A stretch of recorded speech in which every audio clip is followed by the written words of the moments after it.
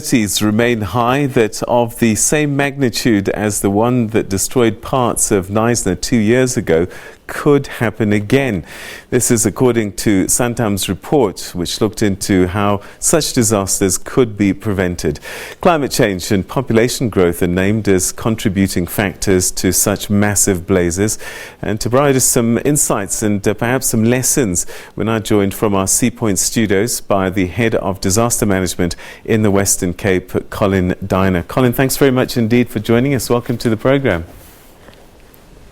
Thank you. Good afternoon, Peter. All right, so this report by SANTAM saying that we could have another Knysna, is that something that you knew even before the SANTAM report came out, that this kind of thing sadly can happen all too often?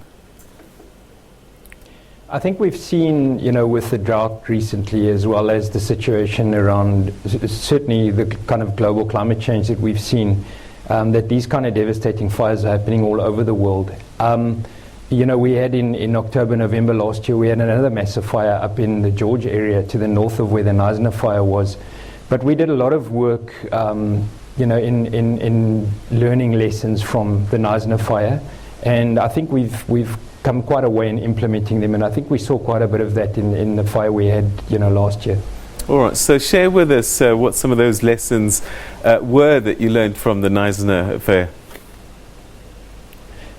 I think the importance of preparation is really, I think, the key. The making sure that your fire breaks are done, that there's a lot of work done in what we call in our winter season, which is outside of our traditional wildfire season.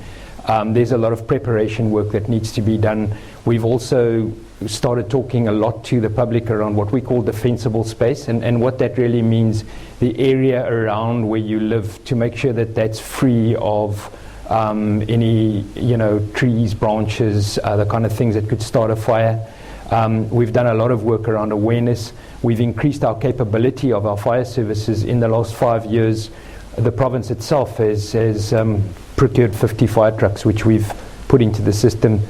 We've increased the capability of our firefighters. I think about 5 years ago, the capability in terms of trained staff was only 13%, and where we stand now, it's up to 90%. So there's a lot of work. It's not an overnight solution. There's a lot that still needs to be done, specifically around the clearance of alien invasive trees, which I think is our biggest problem now. But it is also a priority of the province to look at that at this stage. Right, a lot of these things that you're talking about speak to when a fire is started or about to start. And I just wonder what kind of interaction you've had with the public who sadly sometimes start the fires and sometimes inadvertently. Yes, so awareness is a huge part, and I think that's where we've sort of combined efforts with Cape Nature and with Sandparks and the other working on fire, the other organisations that do a lot around awareness. So awareness, where you deal with the fire starting inadvertently. Unfortunately, as you know, we had the fire earlier this year in Betty's Bay that was started through negligence, and obviously that's a legal system. So we believe that we need to monitor that kind of situation a lot more, and where people do either through act of malicious act or through negligence start a fire, that really needs to be followed up and needs to be prosecuted quite severely, because the costs are huge when you deal with a fire like this, and it really takes a lot of our resources away. So going forwards, you've said that training's been there, you've learnt your lessons. Are there risk areas that you've already mapped out that, when it comes to that time of the year, that likelihood is these places in particular need more attention? Yeah, absolutely. We've developed a system whereby every year we take a number of things into account. We look at what the age of that specific area is in terms of its biomass. We have a look at temperatures, wind. So although we have a very good risk system, every day we have to update it. So it's a pretty busy time. But in saying that, our two biggest fires, the Knysna fire and the fire that we had in the George area last year, were both outside of our fire season. So we are also seeing a trend to not only fires between, December and April, but we're actually seeing fires happening outside of those periods, and that obviously makes our planning a lot more difficult because, for example, we contract all our aircraft over our fire season, and when a situation like this occurs, it just makes the problem so much more serious. And this vulnerability, is it just climate change, or that there's just so many more people now potentially could be causing these fires? There's a combination of both, I would imagine.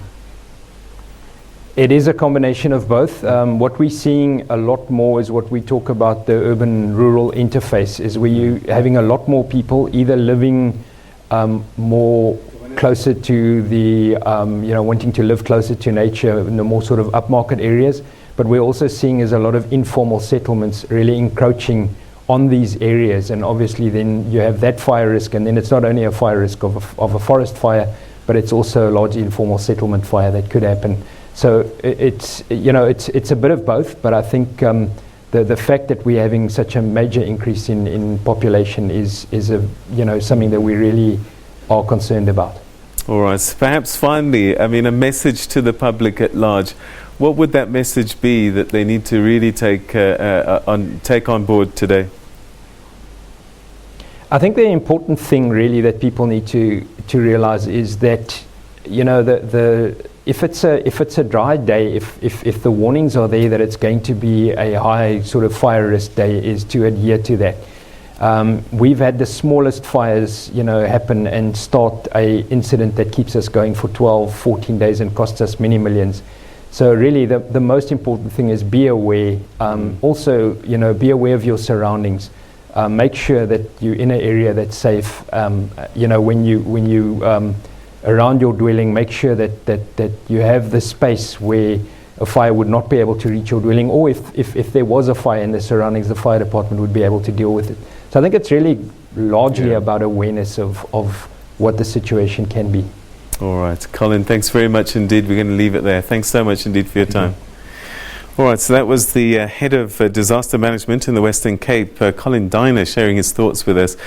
I think it's up to us as the public at large, as he said, to be aware of our surroundings, be safe, but certainly when things like fires are concerned and starting fires, know where you are, what you're doing, and if you own property, prepare yourself somehow, creating some safety zones around your properties, trees and that kind of thing, if you could move those. All right, that's where we're going to leave it for the time being.